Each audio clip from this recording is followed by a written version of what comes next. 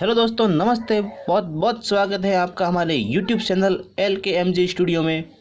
तो दोस्तों, आपने हमारे चैनल को सब्सक्राइब नहीं किया है तो सब्सक्राइब करें। धन्यवाद दोस्तों।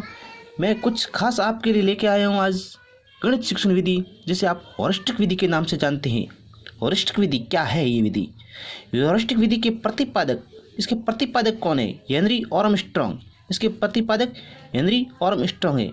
समस्या ये है कि सर, इसके प्रतिपादक का नाम कैसे याद रखें? तो आपके इसके लिए मैं आपको ट्रिक बताता हूँ। स्ट्रांग, देखो इसमें लिखा है आर्म स्ट्रांग। स्ट्रा है ना, स्टा से स्टी, ये हॉस्टिक में स्टी आता है, इसमें स्ट्रांग, ऐसा स्टी स्ट्रांग करके आप याद रख सकते हो। तो इसके हॉस्टिक विधि के कुछ अन्य नाम भी हैं। इस विधि को अनुसंधान विधि, अन्वेषण विधि, खोज विधि भी कहते हैं। क्यों कहते हैं इसे अन्वेषण विधि, क्यों कहते हैं इसे खोज विधि, क्यों कहते हैं इसे अनुसंधान विधि? इसमें क्या है कि बालक स्वयं खोज निकालता है, बालक स्वयं समस्याओं की खोज करता है, स्वयं उसका निष्कर्ष निकालता है। बालक स्वयं तथ्यों को ढूंढता है, खोजता है, इसमें अन्वेषण करता है, खोज करता है। इसलिए इसे अन्वेषण विधि, अनुसंधान विधि, खोज विधि और हॉस्टिक विधि कहते हैं। हॉस्टिक विधि क्या है? हॉस्टिक विधि शब्द की उत्पत्ति ग्रीक भाषा के शब्द हॉरिस्को से हुई है। ये याद रखना, एग्जाम की दृष्टि से बहुत महत्वपूर्ण है कि हॉस्टिक विधि की उत्पत्ति कौन सी भाषा से हुई है। तो आप लिखोगे ग्रीक भाषा से, ग्रीक भाषा से हुई है। ग्रीक भाषा के शब्द हॉरिस्को, कौन से शब्द से हुई है? हॉरिस्को, SEUREHCO, हॉरिस्को शब्द से हुई है, जिसका अर्थ है मैं खोजता हूँ। आई डिस्कवर, मैं खोजता हूँ। इसमें क्या करता है? बालक स्वयं तथ्यों को खोजता है, स्वयं समस्याओं को हल ढूंढता है। इसलिए इसे हॉरिस्टिक विधि, अनुसंधान विधि, अन्वेषण विधि या खोज विधि भी कहते हैं। इस विधि का आधार आगमन विधि है। ये याद रखना, ये भी बहुत इंपॉर्टेंट है।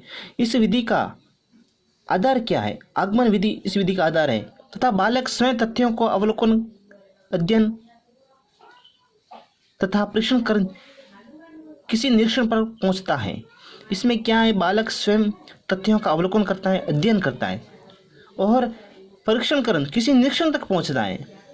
बालक स्वयं अवलोकन यानी ऑब्जर्वेशन, बालक स्वयं तथ्यों का खोज करता है, उसका निरीक्षण करता है, फिर तथ्यों तक पहुंचता है, फिर सिद्धांतों की स्थापना करता है बालक। ठीक है ना? इसके कुछ सोपान है।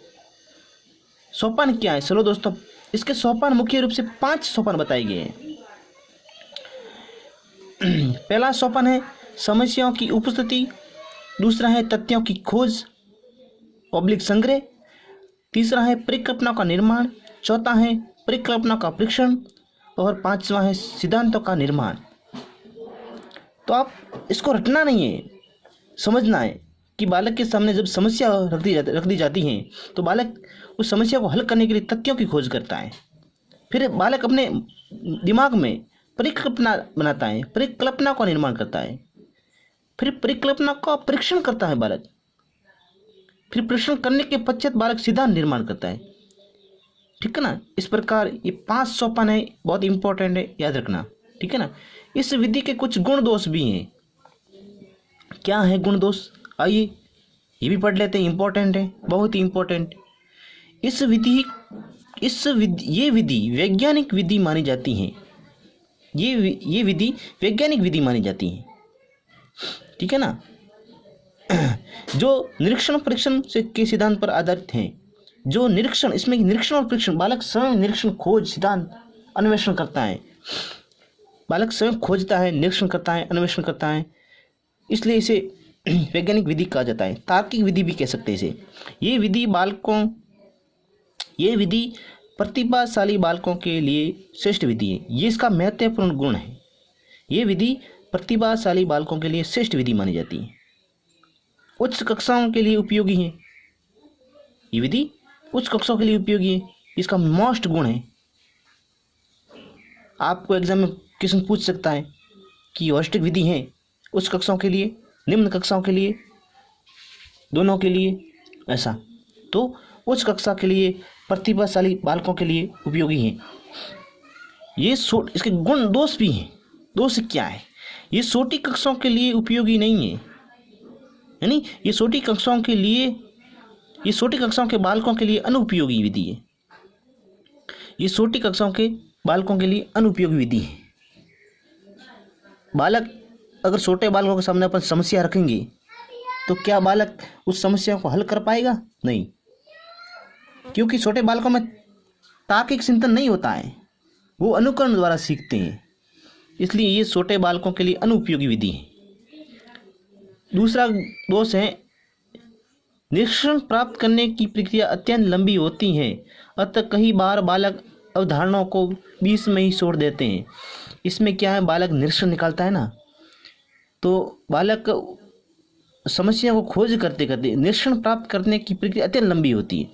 बालक निरीक्षण निकालता कई बार बालक बोर हो जाता है, परेशान हो जाता है, तो अवधारणाओं के बीच में ही छोड़ देता है।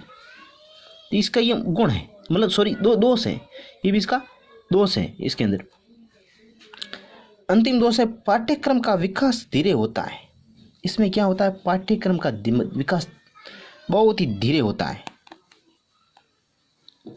कि बालक इसमें खोज करता है, निरीक्षण करता है, अन्वेषण करता है, तो ये प्रक्रिया धीमी मानी जाती है। इस पाठ्यक्रम का निर्माण धीरे होता है, यहाँ पाठ्यक्रम समय पर पूरा नहीं हो पाता है, इस विधि का दोष है। इसी प्रकार अपन ने पढ़ी कि हॉरिस्ट विधि बहुत ही इंपॉर्टेंट विधि है। इसमें आपको शाब्दिक अर्थ पहुँच सकता है, ठीक है ना। इसका प्रतिपादक आप वेरी इंपॉर्टेंट याद रखना, हेनरी आर्मस्ट्रांग। ठीक है दोस्तों, तो कैसा लगा आपको हमारा वीडियो? अच्छा लगा है? अगर मैंने आपको कुछ इस विधि के बारे में पढ़ाया है, कुछ समझ में आया है, कुछ पल्ले पढ़ा है, तो हमारे वीडियो को हमारे वीडियो को लाइक करें और हमारे चैनल को ज़रूर सब्सक्राइब करें। धन्यवाद दोस्तों, थैंक यू।